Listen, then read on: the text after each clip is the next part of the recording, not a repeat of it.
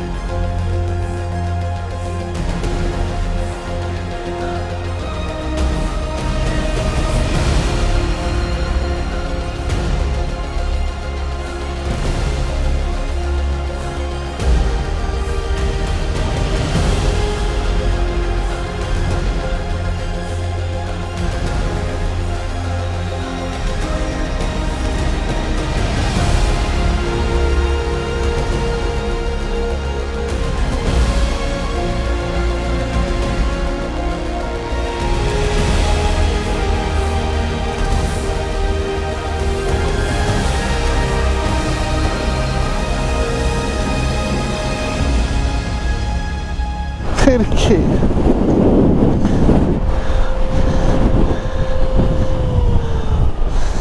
Scusa amore. Scusa amore. Pure io sto bene, colpa mia e basta. Un coglione so. È arrivata una raffica di vento come sentite ora, guardate qua. Dovevo andare anche più piano, quindi serve tutto per imparare. E l'avanti la moto non l'ho tenuta, ho visto che per un attimo stava addirittura sotto sopra la moto, quindi vedo il cupolino che un po' si muove. Ora cerchiamo di risolvere in qualche maniera, ma soprattutto tiriamola su. Per risollevare togliamo tutto.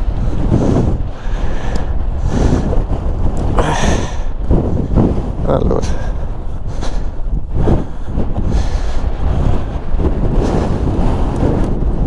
comunque le customizzazioni hanno tenuto alla grande. Aspetta,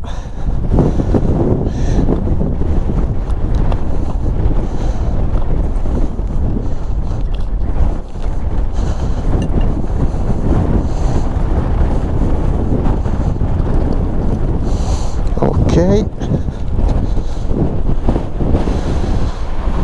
ora tolgo anche questo. Aspettate,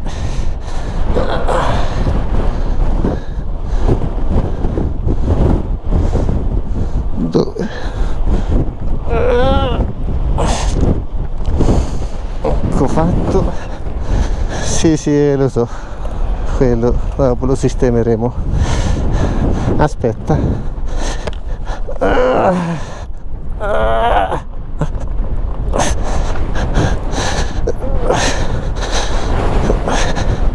Pure controvento siamo.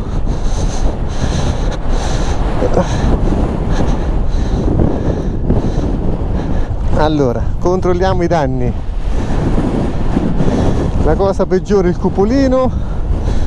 La valigia come cazzo ha fatto a tenersi? Si è acciaccata tutta, ma ha tenuto.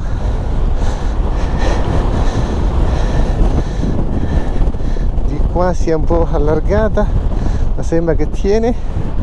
Ok, la barra paramotore ha fatto il suo lavoro.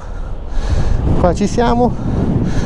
Ora cerchiamo di fissare questo, che è il problema più grande, che la sfortuna ha voluto proprio che la moto sia ribaltata.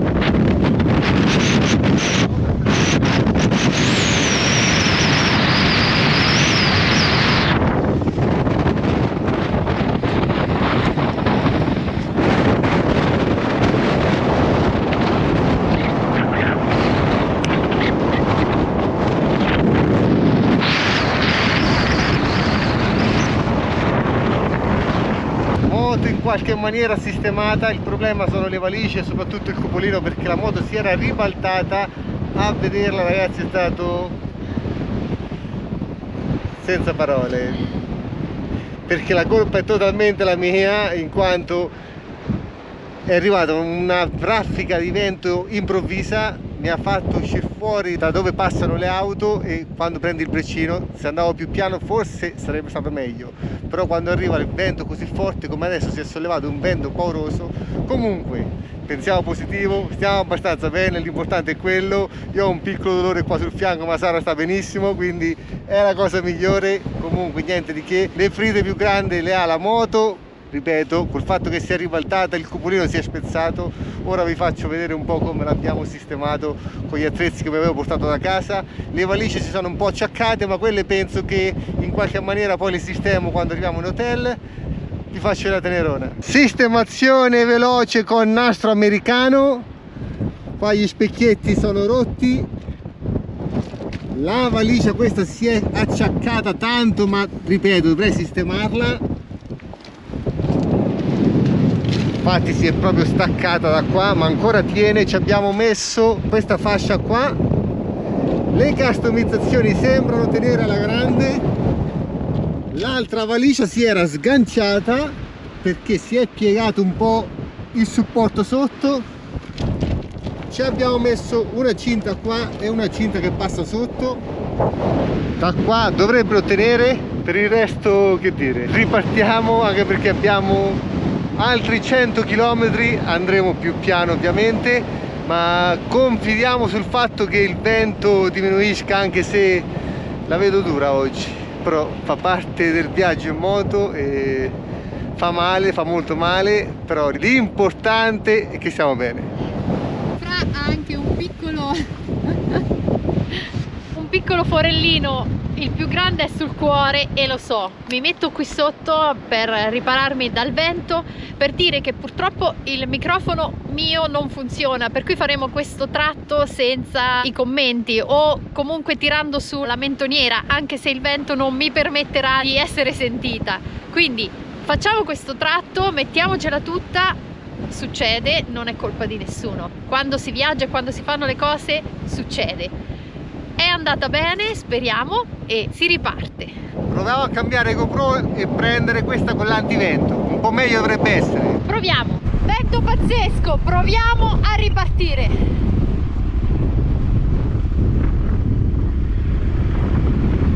Molto piano, despacito, molto piano. Si muove lo specchietto, dobbiamo un attimo sistemarlo.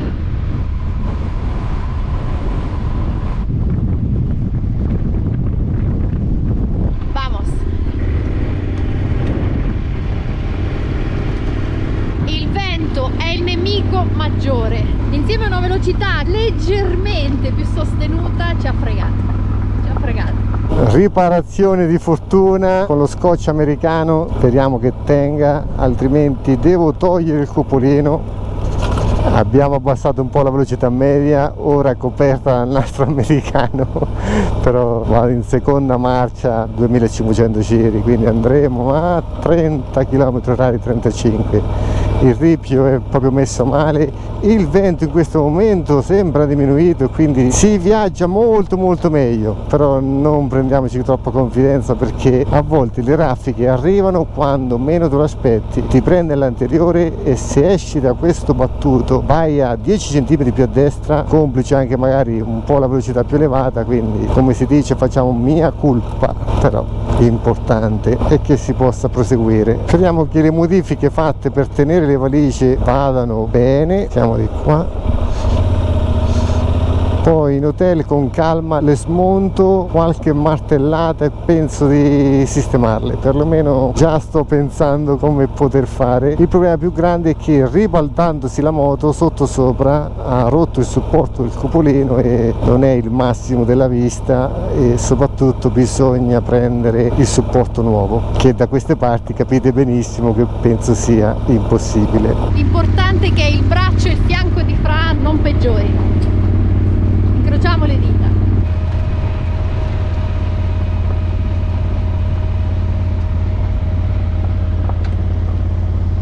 La bellezza del selvaggio, un cavallo tranquillissimo a 2 passi da noi, libero. Ora è sorta un'altra problematica, e cioè andando piano alla stessa velocità del vento, come sempre vi ho detto, la moto non riesce a raffreddare perché l'elettroventola non riesce a far abbassare la temperatura del motore, in quanto è come se siamo fermi, forse anche peggio di essere fermi. Guardate, 107 gradi e l'elettroventola è accesa. Se accelero e arrivo ai 60-70 km/h la temperatura si abbassa, solo che abbiamo visto che è meglio non farlo, quindi rimaniamo su questa velocità. È preoccupante questa cosa. Quando di strada abbiamo monta, la temperatura un po' si è alzata, di andare a 60-70 km/h come andavo prima non me la sento. Ho fatto anche la prova, girando la moto con 2 secondi si abbassa la temperatura del motore a 95 gradi, mentre ora con la ventola perennemente accesa 108. Se arriva a 110 ragazzi, se un attimo che la spengo e la faccio raffreddare. Sicuramente anche tanta polvere sul radiatore, sarebbe da lavarla la moto. Tenerona tiene duro, perché dobbiamo farne tantissima di strada per arrivare a Corpen, dove inizia l'asfalto, e posso accelerare un po'. Stiamo di fatto attraversando l'Argentina da ovest ad est e questo attraversamento ci è costato un po', però lo si porta a termine pian piano, anche a notte fonda. L'Argentina è ampia ma non potrà durare per sempre.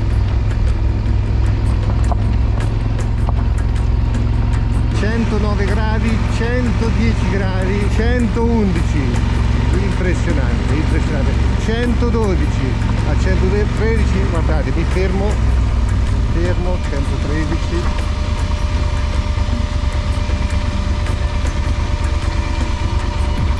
se mi fermo per assurdo 114, se mi fermo per assurdo pian pianino la temperatura scende, perché appunto non c'è forse più quell'effetto di, non so come definirlo, l'aria viene da dietro, se vado a 30 km/h non riesce proprio a entrare dentro al condotto, la ventola non basta. Questa moto come raffreddamento non è il massimo, lo sanno tutti chi possiede la Super Tenere, solo che questa situazione limite, dopo 100 ed oltre 1000 km, dopo aver girato mezzo mondo veramente, è la prima volta che capita. Qua la situazione è drammatica perché abbiamo ancora forse 50 km di questa strada. Guardate, ora siamo fermi da un po', 106, pian pianino ce la fa a scendere. 104 in questo momento, ripartiamo. Il discorso è che abbiamo trovato tutto chiuso, come vi abbiamo fatto vedere, panaderie, multirubro, tutto era chiuso, non abbiamo potuto fare rifornimento né di acqua né di viveri, abbiamo pochissima acqua a disposizione, speriamo bene, non incrociamo macchine, speriamo bene. Il fatto che sia stato tutto chiuso è stato dovuto anche alla giornata, oggi è domenica, purtroppo è andata così, incrociamo le dita e siamo ottimisti. Record 115 gradi, bisogna un attimo fare attenzione perché non voglio esagerare con la temperatura del motore. Ora pian pianino sta scendendo, 115 è il limite massimo mai raggiunto nella storia della Tenerona, 111, 110. Gli accrocchi che abbiamo fatto sembra che resistano, quindi già niente non è. 106, come arriva a 100 ripartiamo. Ecco lo stato del rivio.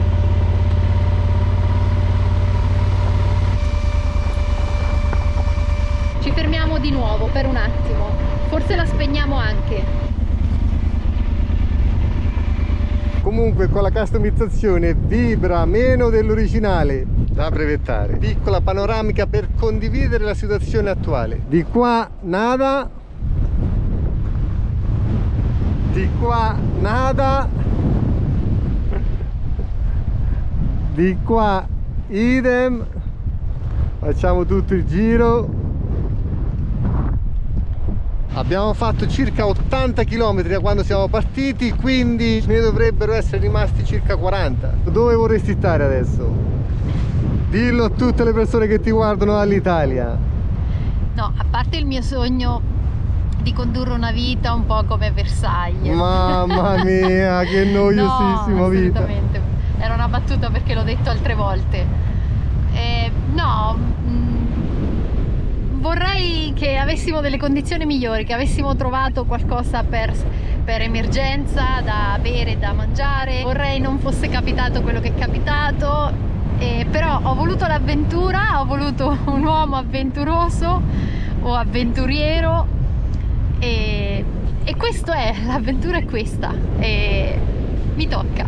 Prima parlavo con Sara sull'auricolare e lei mi diceva: che cosa pensi ora? Penso a trovare la maniera per riavvolgere il tempo. Sarei voluto tornare indietro a quei 5 secondi, perché la colpa è tutta mia, nel senso che il ripio è fattibile, io ci ho dato un po' sotto, ci ho preso gusto, ho spostato di pochissimo la ruota anteriore per una raffica di vento, ma basta così ragazzi. Se fate queste strade magari siete più bravi di me, potete fare quello che volete, però è anche vero che se ti va la ruota davanti su quel ripio mosso a un'alta velocità con il vento, la moto carica, si impara ragazzi, bisogna imparare. Io comunque ogni tanto giusto per non drammatizzare, siccome mi preoccupa un po' il fatto che non incrociamo nessuno, né auto né motociclisti, ogni tanto vedo qualche scheletro di guanaco, come abbiamo incontrato per tutta l'Argentina, e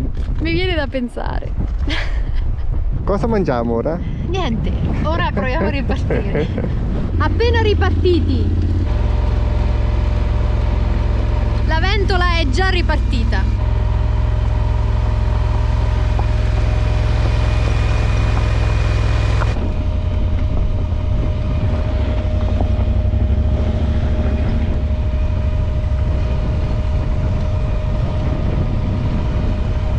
All'orizzonte la polvere alzata dal vento, in lontananza le prime case dopo 100 km. Mi danno un po' di sollievo, anche a Fra sicuramente.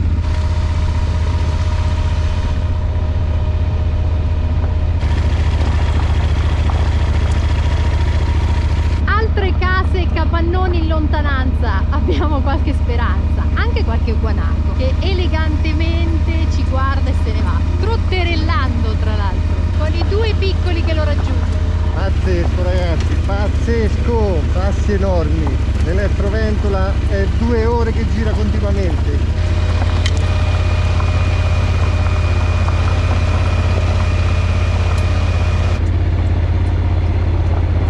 Questi scavi ci fanno pensare a una possibile costruzione di una strada normale in questa zona, asfaltata cioè. Qui è difficile trovare un passaggio, ecco, a destra.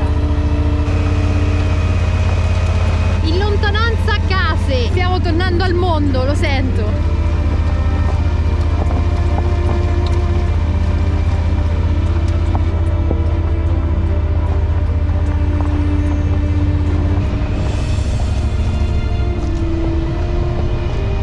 Si galleggia, un miraggio, asfalto, 133 km di ripio. Dopo 117 gradi segna AI. Ho le labbra completamente screpolate, la bocca piena di sabbia, la moto è inguardabile. Però 133 km di quella strada là. Patagonia pazzesca. Pazzesca! Pronta? Sì. Abbiamo assolutamente bisogno di una birra, qualcosa da mangiare.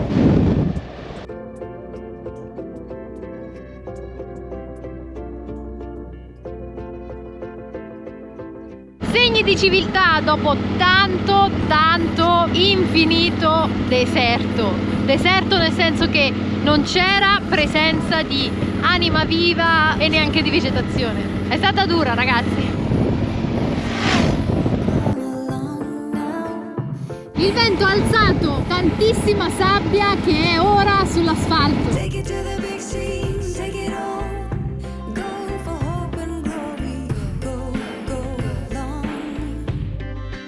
Siamo a Piedrabuena, o meglio comandante Luis Piedrabuena, Jardín Patagónico de las Rosas. Evidentemente c'è una coltivazione di rose. Siamo appena arrivati.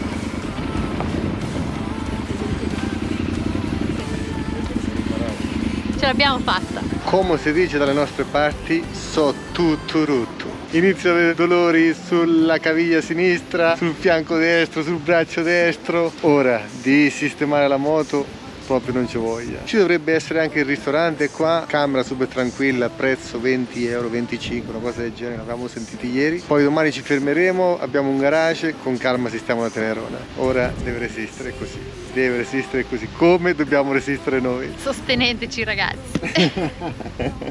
Ovviamente per me la cosa più importante è che Sara stia bene, il resto non conta nulla. Siamo bene. Baby, for love.